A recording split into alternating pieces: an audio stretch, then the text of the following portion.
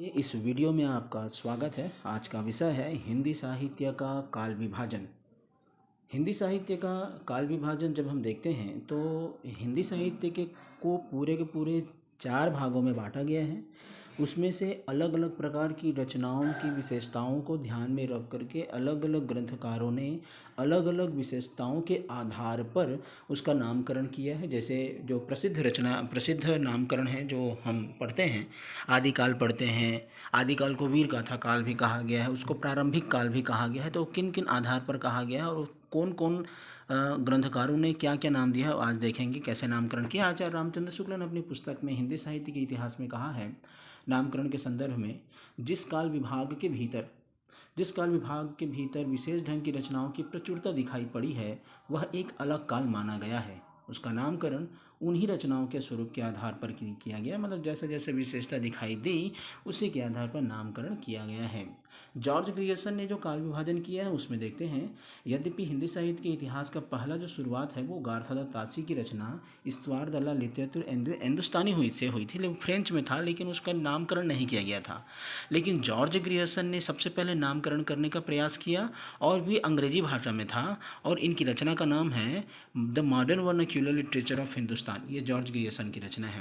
इसमें इन्होंने 11 खंडों में विभाजित किया है। पहला है चारण काल, दूसरा है 15वीं सदी का धार्मिक पुनर्जागरण, तीसरा है जायसी की प्रेम कविता, चौथा है कृष्ण संप्रदाय, पांचवा है मुगल दरबार, छठवां है तुलसीदास, सातवां है प्रेम काव्य, आठवां है तुलसीदास के अन्य परवर्ती कवि नौवां है 18वीं शताब्दी, 10वां है कंपनी के शासन में हिंदुस्तान, 11वां है विक्टोरिया के शासन में हिंदुस्तान। ये जॉर्ज ग्रियर्सन ने अपना काल विभाजन, हिंदी साहित्य का काल विभाजन इन्होंने किया है।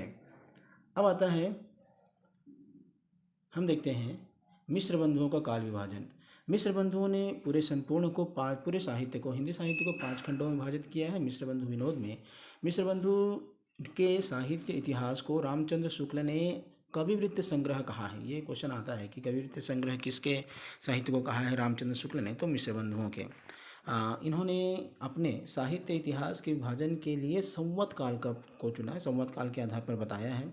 मिश्र बंधुओं ने सबसे पहले आरंभिक काल कहा है, आदिकाल को आरंभिक काल कहा है, फिर मध्यकाल कहा है, फिर अलंकृत काल कहा है। अलंकृत काल किसको कहा है? रीतिकाल को अलंकृत काल कहा है, और उस रीतिकाल को 2 भाग में बांटा है, पूर्व और उत्तर।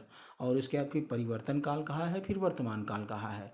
तो आरंभिक काल आदिकाल के लिए, माध्यमिक काल भक्ति काल के लिए, अलंकृत काल रीतिकाल के लिए, परिवर्तन काल और वर्तमान काल आधुनिक काल के लिए इन्होंने कहा है। ये हमारे मिश्र बंधुओं ने कहा है।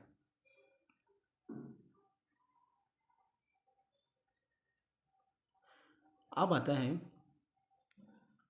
आचार्य रामचंद्र शुक्ल का काल विभाजन। आचार्य रामचंद्र शुक्ल का काल विभाजन बहुत ही प्रसिद्ध है। इन्होंने 4 भागों में इन्होंने विभाजित किया अपने हिंदी साहित्य के इतिहास ग्रंथ में।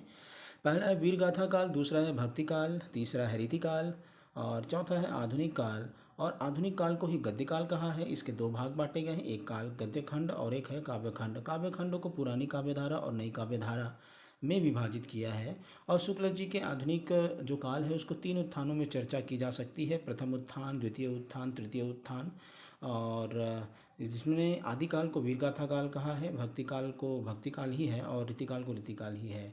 गद्य काल कहा है आधुनिक काल को। वैसे ही अब आगे देखते हैं हजारी प्रसाद द्विवेदी ने अपने ग्रंथ में जो नामकरण दिया है वो है आदिकाल, दूसरा है भक्ति काल, तीसरा है रीतिकाल, चौथा है आधुनिक काल। और जो हजारी प्रसाद द्विवेदी जी ने आदिकाल को आदिकाल नाम दिया है, हजारी प्रसाद द्विवेदी ने आदिकाल को आदिकाल कहा है, ये इसमें नया है।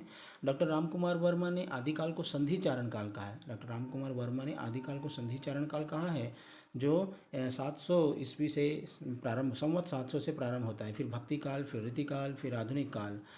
श्याम सुंदर दास ने वीरगाथा युग कहा है। देखिए, रामचंद्र शुक्ल ने वीरगाथा काल कहा है, तो श्याम सुंदर दास ने वीरगाथा युग कहा है आदिकाल को। आगे आता है भक्ति काल, भक्ति युग, फिर रीति युग, फिर नवीन विकास युग। आधुनिक काल को नवीन विकास युग कहा है श्याम सुंदर दास ने। आगे आता है गणपति चंद्र गुप्त का काल विभाजन। गणपति चंद्र गुप्त ने आदिकाल को प्रारंभिक काल कहा है या उन्मेष काल कहा है। उसको फिर धार्मिक और संत काव्य करके विभाजित किया है। फिर मध्यकाल के कहा है, मध्यकाल या विकास काल।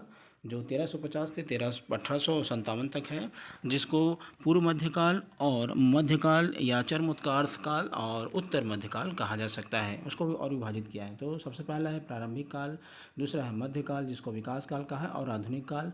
आधुनिक काल की परंपरा में भारतेंदु युग, द्विवेदी युग, छायावाद युग, प्रगतिवादी युग, प्रयोगवादी युग, इस प्रकार से इसका नामकरण किया है। आगे आता है रामखिलावन रामखिलावन पांडे। रामखिलावन पांडे जी ने आदिकाल को संक्रमण काल कहा, प्रवर्तन काल कहा, संयोजन काल कहा।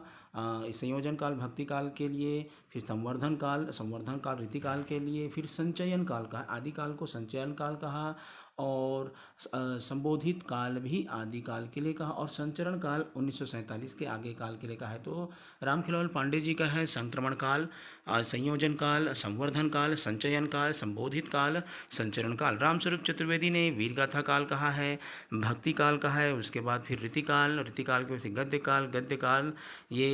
काल, ये चार है। रामस्वरूप चतुर्वेदी जी ने काली भजन के वीरगाथा काल, भक्ति काल, रीतिकाल, गद्य काल, तो ये भिन्न भिन्न प्रकार के विद्वान थे। इन विद्वानों ने अलग अलग प्रकार से हिंदी साहित्य के इतिहास का काल विभाजन किया है। आज के वीडियो में बस इतना ही। वीडियो देखने के लिए धन्यवाद।